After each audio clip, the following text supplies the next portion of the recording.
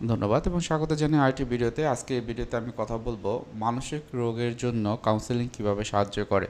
গুরুত্বপূর্ণ এই ভিডিওটি আমি কথা বলবো আছে আসাদুজ্জামান রাজু, কাউন্সেলিং সাইকোলজিস্ট, বর্তমানে প্র্যাকটিস করছে পাইনাল মেন্টাল হেলথ কেয়ার সেন্টার, যেটি মিরপুর 2 অবস্থিত। মানসিক স্বাস্থ্য আমাদের অন্যান্য যে স্বাস্থ্য রয়েছে তারই একটি অংশ। যেমন স্বাস্থ্যের কথা বলতে গেলে আমরা শুধুমাত্র শারীরিক স্বাস্থ্যের কথাই অনেকে বুঝি, কিন্তু শারীরিক শারীরিক স্বাস্থ্য ছাড়াও আমাদের মানসিক স্বাস্থ্য খুবই গুরুত্বপূর্ণ, সাথে সাথে সামাজিক স্বাস্থ্য এবং আমাদের যে ধর্মীয় যে স্বাস্থ্য খুবই গুরুত্বপূর্ণ। শারীরিক স্বাস্থ্য যেমন আমার শরীরে কী ধরনের সমস্যা রয়েছে, হয়তো বা ডায়াবেটিস, ব্লাড প্রেশার, বা হচ্ছে যে কিডনি সমস্যা বা অন্যান্য চোখের সমস্যা, এগুলোকে আমরা বলি সমস্যা। কিন্তু এছাড়াও আমাদের মনের যে সমস্যা বা মানসিক সমস্যার যে ধরনগুলো রয়েছে, আমরা জানি বিভিন্ন রকমের ডিপ্রেশন, অ্যাংজাইটি, পিটিএসডি, তারপর হচ্ছে বাইপোলার মুড ডিসঅর্ডার, সিজোফ্রেনিয়া, আপনি ওসিডি, পেনিক ডিসঅর্ডার, এই যে রোগগুলো রয়েছে, এছাড়াও অন্যান্য পার্সোনালিটি ডিসঅর্ডার সহ অন্যান্য যে ডিসঅর্ডারগুলো রয়েছে, তার সঠিক ট্রিটমেন্ট কিন্তু দুই ধরনের হয়ে থাকে। একটা হলো মেডিসিন আর একটা হলো কাউন্সেলিং। কাউন্সেলিং কিন্তু একটা মেডিকেল টার্ম। আমাদের কাছে অনেকে এসে বলে যে কাউন্সেলিংয়ের ব্যাপারটা তারা খুব ইজিলি মানে বুঝতে পারে বা তারা জানে যে কাউন্সেলিং, কিন্তু আসলে কিন্তু কাউন্সেলিং যেহেতু এটা মেডিকেল টার্ম, সো এখানে যারা কাউন্সেলিং সাইকোলজিস্ট হিসেবে থাকে তাদের কিন্তু প্রচুর পড়াশোনা করতে হয়, অনেক বড় একটা জার্নি থাকতে হয়, তাদের নিজস্ব ট্রেনিং নেওয়া, ট্রেনিং করানো, তারপর তাদের পড়াশোনারও একটা লেভেল দরকার হয়। সো এরপরে কিন্তু কাউন্সেলিংয়ে তারা হচ্ছে প্র্যাকটিস করার সুযোগ পায়। এখন আসেন যে কাউন্সেলিংটা কীভাবে সাহায্য করে। মনের যে সমস্যাটা, একটু যদি চিন্তা করে দেখেন, এই যে সমস্যাটা কিন্তু শারীরিক সমস্যা হতে পারে, আবার মানসিক সমস্যা, দুটোই কিন্তু একই সাথে হতে পারে। এখন আপনি যখন মেডিসিন ট্রিটমেন্ট নেবেন, আপনার যে এই যে মনের সমস্যাটায় যদি এরকম হয় প্রচুর রাগ বা ডিপ্রেশন, অ্যাংজাইটি প্রচুর পরিমাণে থাকে, সেক্ষেত্রে কিন্তু আপনাদেরকে মেডিসিন ট্রিটমেন্টটা অবশ্যই নিতে হবে। বা ওসিডির কথা বলা হয়, ওসিডির জন্য কিন্তু আগে মেডিসিন ট্রিটমেন্টটা নেওয়া বাধ্যতামূলক। পরবর্তীতে যেটি আসে সেটা হলো কাউন্সেলিং, যেটা হলো এখানে হচ্ছে যে বিভিন্ন রকমের থেরাপিউটিক টেকনিক থাকে বা আমরা যেটা বলি সাইকোথেরাপি। সো সেই জায়গাগুলোতে যারা কাউন্সেলিং সাইকোলজিস্ট তারা বিভিন্ন থেরাপিউটিক প্রসেসের মাধ্যমে এটি করে থাকে, যেমন সিবিটি, কগনিটিভ বিহেভিয়ার থেরাপি, তারপর টিএ বা transitional analysis, EMDR, gestalt psychology, এছাড়া অন্যান্য যে সাইকোথেরাপির টেকনিকগুলো আছে সেগুলো তারা ব্যবহার করে। এখন মানসিক রোগের ক্ষেত্রে আপনি যদি মেডিসিন ট্রিটমেন্ট নেন, সেক্ষেত্রে আপনার যে তীব্রতা, মনের যে সমস্যার তীব্রতা, হয়তো বা কষ্ট লাগছে, রাগ লাগছে, বিরক্ত লাগে প্রচুর প্রচুর প্রচুর প্রচুর, তখন কিন্তু এটা কিন্তু কমে যাবে, লেভেলে যাবে। কিন্তু দেখেন, আপনার যে রাগ করছেন তার ভিতরে কিন্তু একটা চিন্তা আছে, আপনার ভিতরে মনের ভিতরে একটা চিন্তা আছে। সেই চিন্তাটা কি?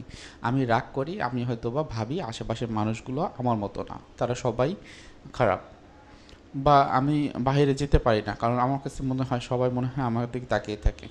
তো এই যে চিন্তা, এবং যখন সে তাকিয়ে থাকে তখন আমার ভিতরে নিজেকে ছোট মনে হয়, নিজেকে মনে হয় আমাকে তাকিয়ে আছে, আমার ভিতরে লজ্জাবোধ কাজ করে। তো যখন এই বিষয়গুলো চলে আসে তখন কিন্তু চিন্তার জায়গাটা চলে আসে, এবং সেই ক্ষেত্রে আপনার মেডিসিনের কিন্তু তীব্রতা আপনি কমিয়ে দিলেও আপনার চিন্তার গতি প্রকৃতি চেঞ্জ করার জন্য আমরা যে থেরাপির যে প্রসেসগুলো ব্যবহার করি, সিবিটি বা কগনিটিভ বিহেভিয়ার থেরাপি বা অন্যান্য যে থেরাপিগুলো রয়েছে, সেগুলো কিন্তু দরকার হবে। সো এখন আসেন যে আসলে কিভাবে এটি কাজ করে কাউন্সেলিংটি। প্রথমে যে জিনিসটি সেটা হলো understanding your symptoms and your self.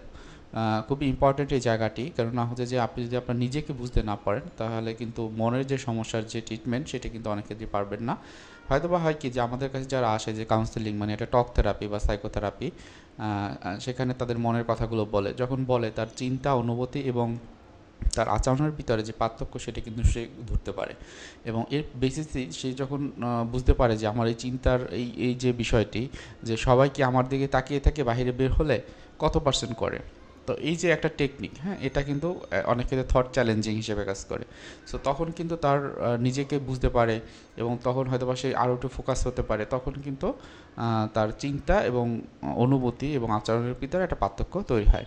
তারপর হলো ইমোশনাল সাপোর্ট, খুবই ইম্পর্টেন্ট, কারণ আমরা দেখি যে দুই ধরনের লোক থাকে, যারা কেউ হচ্ছে যে ইমোশনকে বেশি গুরুত্ব দেয়, কেউ হয়তো বা চিন্তার যে জায়গাটায় সেটিকে গুরুত্ব দেয়। সো ইমোশনের জায়গাটায় যদি কোনো রকমের সমস্যা থাকে, সেক্ষেত্রে কিন্তু এই যে কাউন্সেলিংটা সেটা খুবই এফেক্টিভ হয়। আমাদের কাছে অনেকে এসে বলে যে তার ওয়াইফ বা তার মেয়ে বা অন্য আমি মেয়েদের কথা বলছি কারণ ইমোশনাল, তারা একটু ইমোশনাল ফোকাস থাকে বেশি বাংলাদেশের প্রেক্ষিতে।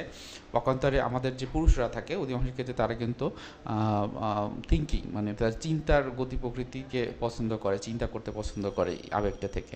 সো ওই জায়গাগুলোতে কিন্তু ইমোশনাল সাপোর্টটা ইম্পর্টেন্ট থাকে এবং সেক্ষেত্রে কাউন্সেলিং খুব ভালো কাজ করে।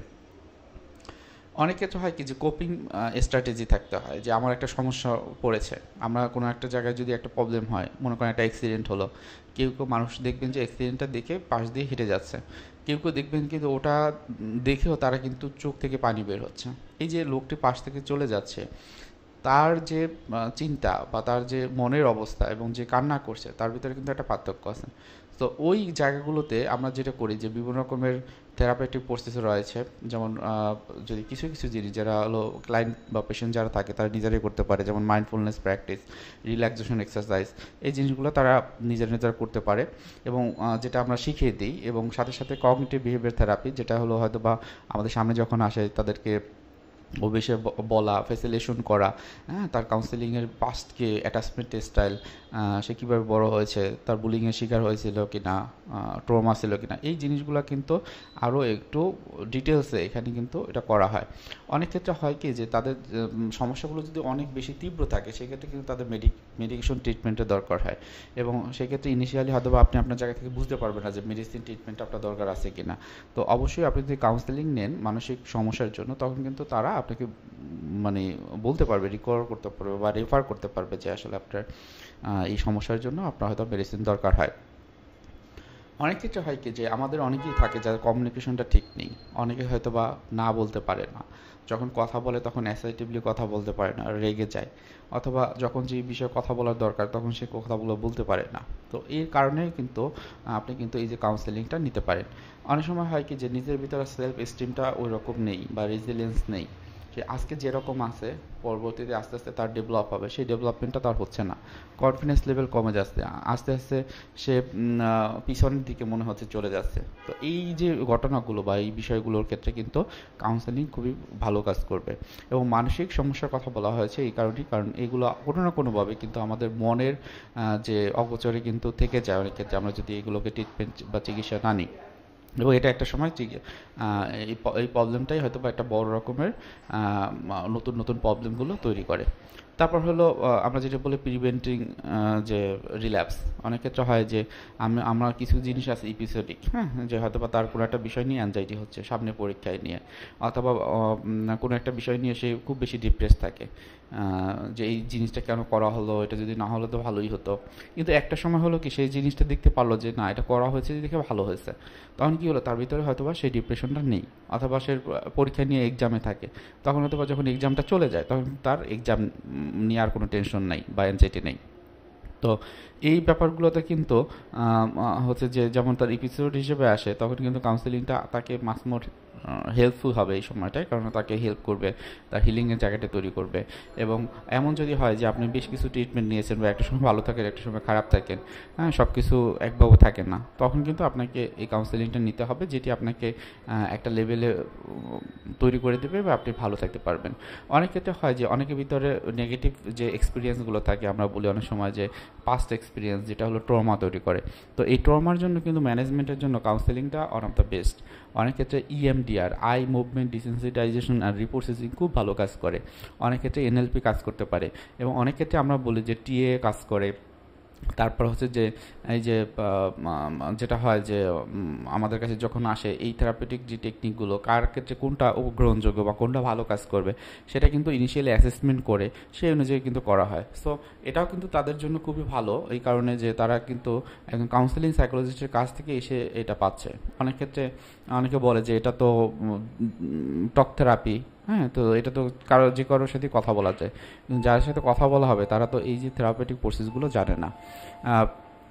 এখানে কাউন্সেলিংয়ের মাধ্যমে যেটা হয় যে আপনাকে কোনো কি বিষয় সম্পর্কে অনেক আলোচনা করা হয়, সাইকো এডুকেশন বলে সেটা দেওয়া হয়। এর মাধ্যমে আপনি যেমন মানসিক সমস্যার যে বিষয়গুলো সেই সম্পর্কে জানতে পারেন, বা অন্যান্য যে বিষয়গুলো আমি এর আগে বলেছি সেই সম্পর্কে আপনি ধারণা পেতে পারেন খুব ভালোভাবে। এবার অ্যাজ এ হোল হচ্ছে যে মানসিক সমস্যার জন্য কাউন্সিলিংটা অ্যাজ এ কী বলবো যে হোলনেস, হ্যাঁ, হোলিস্টিক অ্যাপ্রোচ হিসেবে আপনার কিন্তু ভালো কাজ করবে। আপনার ভালো থাকার জন্য যা কিছু দরকার সব কিছু কিন্তু কাউন্সেলিংয়ের মাধ্যমে আপনি পেতে পারেন খুব সহজে। তবে যে জিনিসটি খুব গুরুত্বপূর্ণ, কাউন্সেলিংয়ের ক্ষেত্রে প্রতি সপ্তাহে একটা সেশন নিতে হয়। খুব যদি দূরে থাকেন সেক্ষেত্রে হয়তো 2 সপ্তাহে একটা আপনি সেশন নেবেন, এবং একজন কাউন্সেলিং সাইকোলজিস্টই আপনাকে বলে দেবে যে আপনার সাইকোথেরাপি বা কাউন্সেলিংটা চলবে নাকি এর সাথে সাইকোথেরাপিটা দরকার হবে। সো এই ছিল মোটামুটি আজকের পোস্টের মানে ভিডিওটি, যেখানে আমি বলার চেষ্টা করেছি যে আসলে মানসিক সমস্যার জন্য কাউন্সেলিং কীভাবে কাজ করে। সো সবাই ভালো থাকবেন, সুস্থ থাকবেন। আমার চ্যানেলটি যদি ভালো লাগে সাবস্ক্রাইব করে রাখবেন। আসসালামু আলাইকুম।